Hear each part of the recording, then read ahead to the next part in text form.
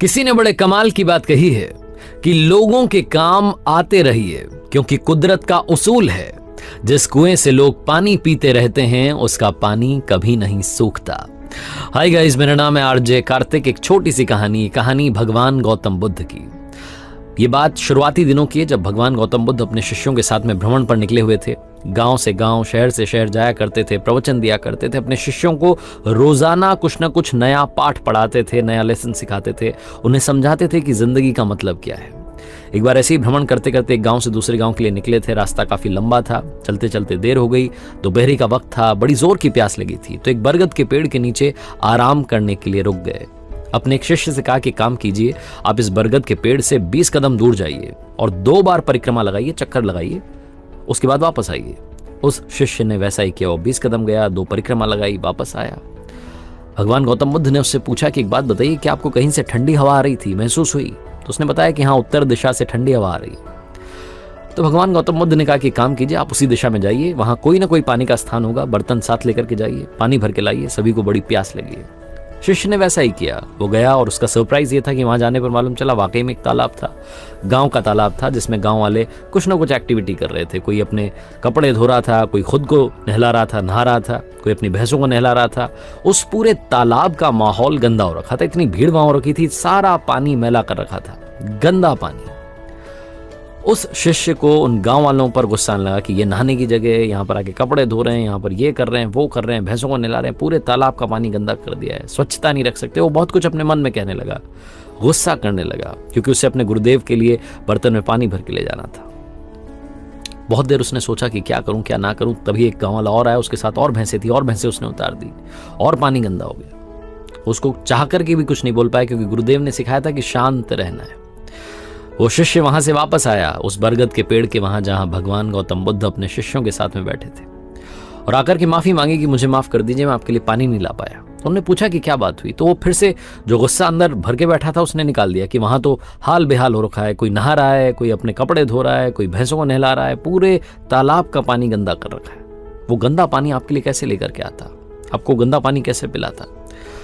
भगवान गौतम बुद्ध ने कहा कि शांत हो जाओ, शांत हो जाओ, यहीं हम थोड़ी देर रुकेंगे, उसके बाद आगे बढ़ेंगे।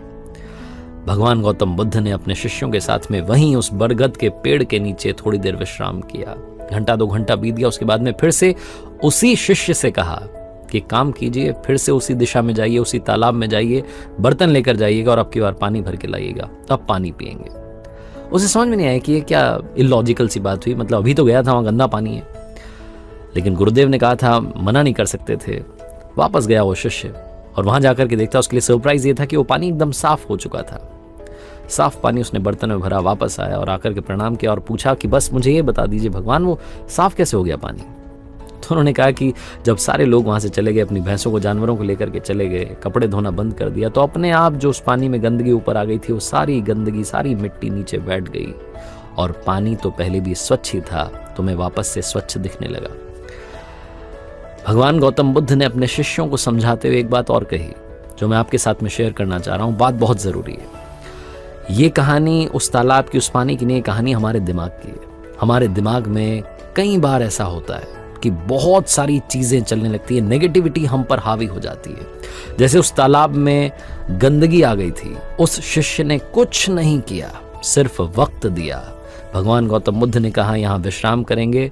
घंटे 2 घंटे के बाद फिर उससे कहा कि वापस जाइए और वहां से पानी भर के लाइए। कुछ नहीं किया, कोई एफर्ट नहीं किया, कुछ नहीं किया, अपने आप वो गंदगी नीचे बैठ गई। वैसे ही माइंड में जब नेगेटिविटी हावी हो जाए तो कुछ नहीं करना है, अपने आप को टाइम देना है। अगर आपको लगता है कि आप पर गुस्सा हावी हो रहा है, आप किसी से लड़ने के मूड में आ चुके हैं, आपने बस लड़ाई करनी है, बहस करनी है, उल्टा सीधा बोलना है, कंट्रोल कीजिए।